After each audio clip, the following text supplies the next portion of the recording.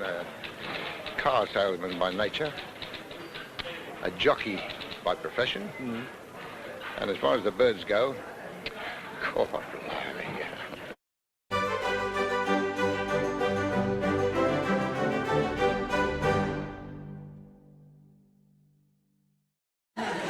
It's not PVC, is it?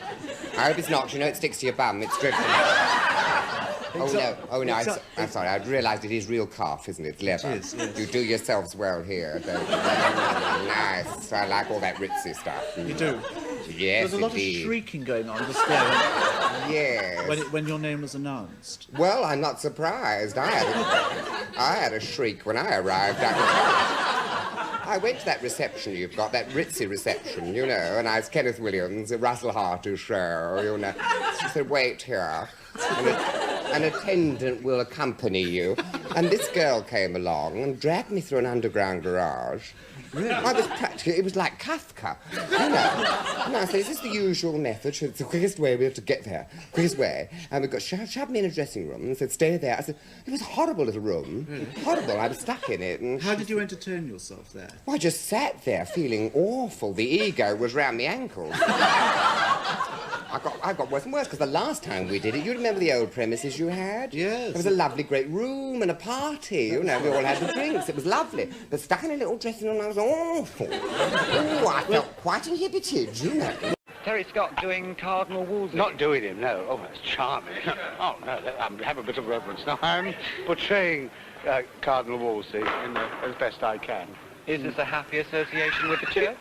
Bloody hysterical, actually. No, one tries to do it. But how can you be a serious cardinal and carry on a lot?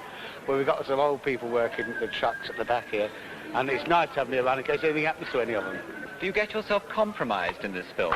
What I do is to pinch one of the girls, bless you, in the opening, yes. In the opening of the film. Ah. And, but I'm not actually, I'm the only one who gets anywhere. You're the only one who gets anyone? If you know what I mean, yes. So who do you get? I shouldn't tell you, because otherwise it ruined the picture. 24 carry-ons you were in? Yes, 24. Out of 30, which is... Out of 30. Amazing. When I got another carry-on script, I'd sometimes phone up Hattie and I'd say, Hat, have you got your script yet? She'd say, yes, darling. And I said, look, we're not going to do this load of rubbish. I said, it's the same old gags, Hattie. She said, what do you want about, you silly thing? We'll have fun. And, of course, we always did it. And, of course, we always loved it. Was she your great mate, Hattie? Yes, Hattie was very much my cup of tea. She was a wonderful person, and I really looked upon her as a sort of sister, come mother figure, really.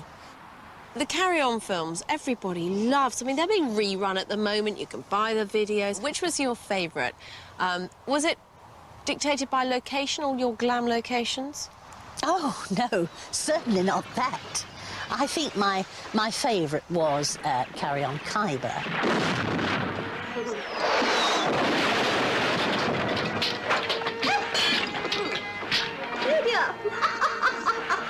I seem to have got a little plaster.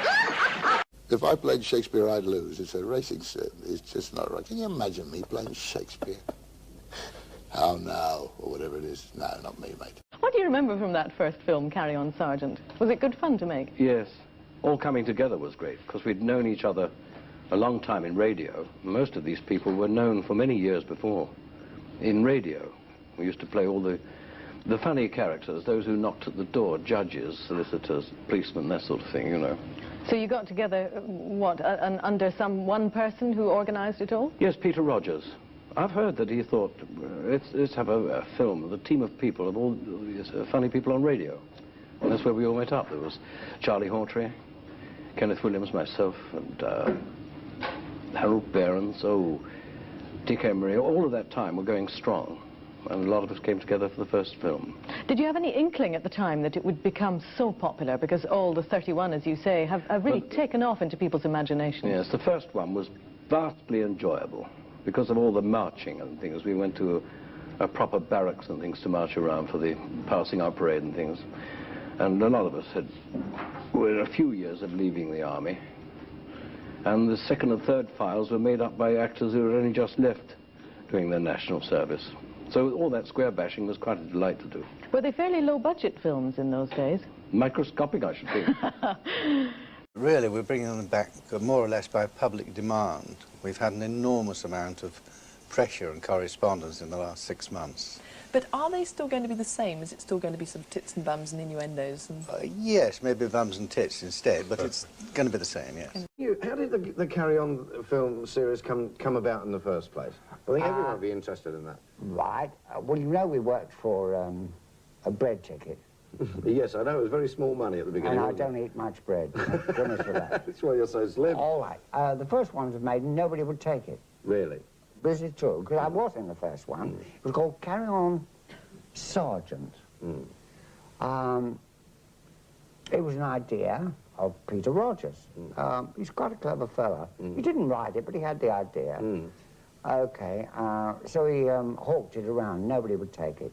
He eventually went to 2 gentlemen. That's an old-fashioned word, isn't it? Have you ever met gentlemen? Well, God, I haven't, except it's a sign on the door. No. Well, no, honestly. Anyway, he went to Anglo Amalgamated. That was the name of the distributing company, and they took it. What happened? Made a fortune. That's right. How many Carry-Ons were there altogether then, actually, John? Oh, you mean that I was in? Yeah. 24. Incredible. And then I said, thank you, no. No more for you? No. I gather, in fact, it's rather fun to work on these films. Now, why? Well, I think it's because we all like each other to start with. We wouldn't be sitting We love down each here. other, as a matter of fact, don't we? No, I mean, in lots of films, the people don't talk to each other, don't they? I mean, I don't know. But You know who that is? Well, what about that makeup? It's great, isn't it? Well, the thing is, of course, that you're taking up from where you left off. It's like, you know, one might just not finish a story on one picture and you come back, begin the next picture and say, oh, as I was telling you, Sid, so I was telling you this fella. Yeah. And you take up from where you left off, and so you can relax. There's no pressure. Yeah, but isn't it a bit unusual to have, well, so far I've seen no sign of temperament today. Oh, no, I think if anybody shows any temperament here, get clobbered. Yeah. But By this all is the not others. uncommon in the profession, surely. Oh, it's not uncommon. Oh, you get sent up rotten if you got no showed any chance, sign mate. of temperament. You really haven't. You If really anybody wouldn't. shows any sign of temperament at all, Oh, the you others had just take the mix to such an extent Yeah. they've got no chance. Felt very safe within it because these were professional comedic actors. They weren't comics, they were comedic actors, and therefore a comedic actor or any actor, the first thing they do is give. You give to each other and knowing you're going to get back. And that's what each and every one of us did in that. We gave to each other. We knew the spotlight would be on us at certain times and that they would be looking. And we, in turn, gave them the spotlight and we would support them. So it was a great team feeling, which is what you get no matter what type of group you're in. You give and take, but most of all, you give. Do you remember this scene? It's one from Carry On Camping. It was where we were all supposed to be standing in the sunshine and enjoying everything enormously. Oh, no, not that. And rest. Now, let's stride. Arms flinging from side to side. Begin. And fling. And in.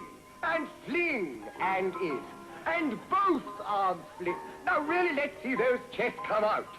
And fling. And in. And fling. And in. And fling.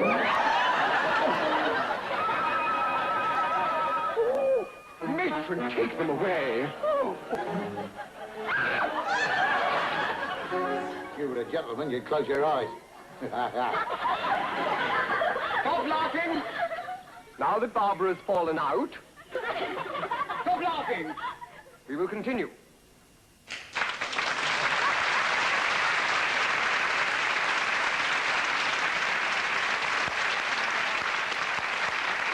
It was terribly funny because that statue was shot and it was winter. Oh, and everyone was pretending it was summer. Yes. And the leaves are all fallen off the trees and he glued them back on and sprayed them green. Do you remember? That's right. And it was all mud. And That's right. You were knee-deep. Right, and I in kept mud. saying, my feet are sinking in the mud. They said, Barbara, if we were looking at your feet, we wouldn't be employing you. That's and all that was going on. And to get that bra off, do you remember? It's very hard. The ladies will know that. You can't do that and the bra come off like that. Anyway, you've got this old boy. Do you remember? Well, anyway, they got this old boy with a fishing rod and a hook and stuck it there, you see. And of course, I was like, okay, la la la la la, okay, pull the rod. And every time he did that, I used to fall flat in the mud, didn't I? And Jerry, the director, said, get her up, go on, dust her down. Dust her down, try again, yeah. And that was how it went. And it went for about 20 takes. Anyway, we finally got it, which was terrific, that. And then they left us all alone. Do you remember? They said, it's a wrap. That's right, they left us. Oh. And you went on. You went Like right off. AIDS. Because you said, look at me, my boobs are all covered in goose pimples. Yeah, I've got treated my like feet half in mud. I know. And the producer comes and gets out of his Rolls Royce with his cashmere coat and his Wellington and says, oh, carry on, girls. And then goes off for his champagne. He's got his arse in the marmalade. What she didn't know was... wicked. She said all this to me, unaware of the fact that underneath my... Do you remember that jacket Yes, had a microphone, a throat mic, underneath the clothes? And so she wasn't aware, but the whole thing was rehearsed, recorded. Yes. And the next day, when he came to the rushes, it was all played back. Yes! And I tell you that, ladies and gentlemen, we all know Kenny, don't we? And you knew that mic was on, didn't darling, you? no. I would never have done it. I'd never have got you in it. No, I know. Dropped you in it, as they say.